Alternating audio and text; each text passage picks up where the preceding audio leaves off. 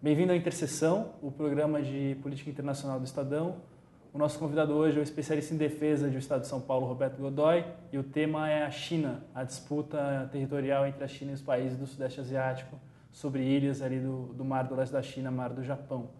Godoy, nessa semana a China resolveu expandir sua zona de defesa aérea sobre essa região das ilhas Senkaku para os japoneses, Diaoyu para os chineses.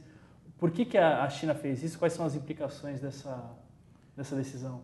Bom, a China tem uma certa necessidade na região de fazer um pouco de projeção de poder, não no sentido mais clássico da expressão, no sentido da ciência social, mas uma coisa muito mais prática, quer dizer, mostrar músculos mesmo ali. Ele tem uns vizinhos desconfortáveis e não é exatamente o caso do Japão, né?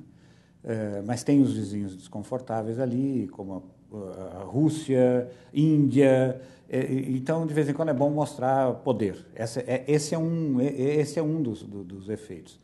Em relação ao Japão, é que, na verdade, quando você incomoda o Japão, você, na verdade, está incomodando os Estados Unidos também, né? Então, é uma sinalização de uma superpotência para hiperpotência, né?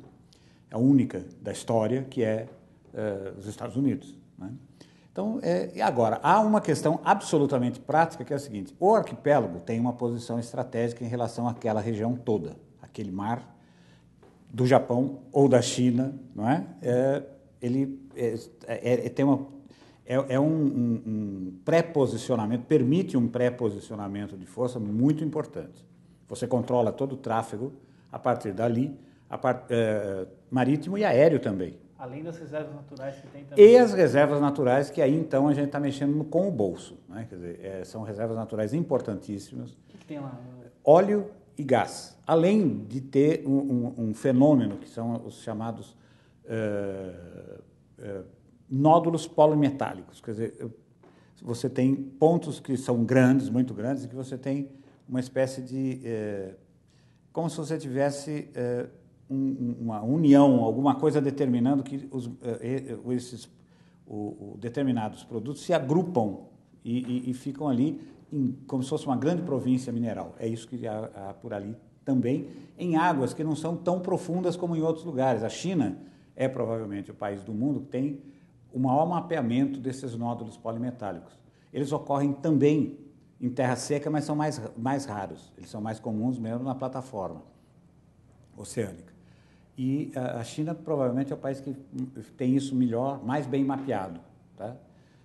E ali tem realmente um número significativo a profundidades que permitem a exploração sem grandes esforços. Agora, se a gente olhar pelo outro lado da questão, né, do lado dos Estados Unidos, a gente já tem visto nos últimos anos do governo Obama uma certa tendência de priorizar geopoliticamente a região da Ásia e cada vez mais você ir preparando uma saída lenta e segura ali da região do Oriente Médio. Você vê que ele está tentando resolver a questão ali no Irã, está tentando resolver a questão ali em Israel e tal. Como os Estados Unidos podem reagir a essa decisão chinesa, tendo em vista o seu projeto de aumentar a presença na Ásia para os próximos anos? Pois é, eu fiquei realmente impressionado com o fato de terem enviado aqueles dois B-52, os dois superbombardeiros, que saíram da ilha de Diego Garcia. Uma ilha no Pacífico, super... Pois é, muito distante dali, fizeram, uma demonstração de capacidade. Fizeram todo esse percurso, ficaram 2 horas, tecnicamente, eu uso essa expressão, 2 horas sobre a estação. A estação é a área a ser, digamos, no caso eles estavam simulando um reconhecimento aéreo, né? Agora, reconhecimento aéreo com aviões de ataque é uma coisa muito complicada. Tudo bem, desde o primeiro momento eles informaram que os aviões não estavam armados, o que reduziu a tensão a zero, né? Mas fizeram um ensaio de reconhecimento. O ensaio, será que não fizeram mesmo um reconhecimento? É bastante provável que sim, embora não precisem disso, podem fazer isso com grande precisão por meio de satélites. Mas, enfim, 2 B-52 é alguma coisa que impressiona. Não deixa de ser uma flexão de músculo também. Sem dúvida alguma. Claro. E isso é o início de um processo, né? A China respondeu meio que à altura, colocando lá o seu porta-aviões, já estava lá antes, colocando o seu porta-aviões. E a gente tem que lembrar de uma coisa muito importante. A China Desde do fim da década de 90, meados da década de 90, ela faz o seu orçamento de defesa, seus gastos militares crescem ano a ano entre 20% e 30%, um ano sobre o outro. Se a gente levar em conta que são orçamentos milionários, eles estão gastando muito. Uma outra questão é que os Estados Unidos prosperam, sempre prosperaram ao longo da sua história, num mundo polarizado, Estados Unidos e alguém. Então, isso já foi Estados Unidos e Reino Unido, Estados Unidos e União Soviética, agora Estados Unidos e China, sem dúvida alguma. Eles têm até, eu em alguns momentos considero que há até um certo estímulo nesse sentido, de fazer com que a coisa aconteça dessa maneira e tal. Então, e a China tem respondido a isso, também interessa a ela. A indústria aeroespacial de viés militar da China é muito poderosa. Eles têm, hoje, por exemplo, eles têm um caça, o X-20, que é um caça que pode ser equiparado, pode ser comparado. Ele é muito superior, por exemplo, a qualquer outro caça da União Soviética, da Rússia, antiga União Soviética. A Europa não tem nada que chegue próximo, e ele está no mesmo nível, por exemplo, do F-22, o Raptor, que é o caça mais avançado da série F, né? Do arsenal americano. Tá.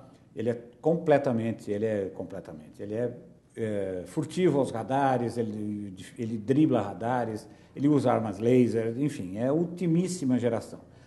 Seria como se a gente comparasse, digamos, um carro de 2013 com o mais moderno carro de 1980, tá? Quer dizer, ou seja, o que eles têm em comum são automóveis, mas você não pode nem mesmo considerar uma similaridade de tecnologia, não há. Eles não conversariam entre si. Então, eles têm um caça dessa faixa, construíram alguns deles, os ensaios têm sido feitos com muito mais. Houve, inclusive, uma coisa interessante: no dia em que eles foram apresentados, visitava a China o secretário de Defesa dos Estados Unidos. Hagel. O outro. O Chuck Hagel ou o antecessor? Não, o antecessor dele.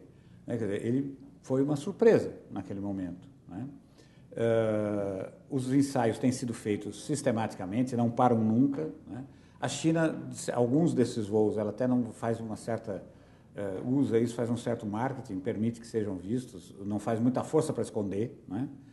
E isso se reflete em muitas outras áreas. Eles têm drones, aviões não tripulados, de primeiríssima qualidade, e a frota é muito grande. E o último movimento deles nessa questão da crise foi estabelecer uma coisa que os Estados Unidos haviam dito que eles não tinham feito ainda: qual era o protocolo para controle desse espaço aéreo. E eles divulgaram. O protocolo é o seguinte: o voo tem que será monitorado primeiro. Se considerado hostil, será interceptado, conduzido a um determinado ponto, que pode ser apenas fora do espaço, ou pode ser uma condução até um determinado ponto de pouso.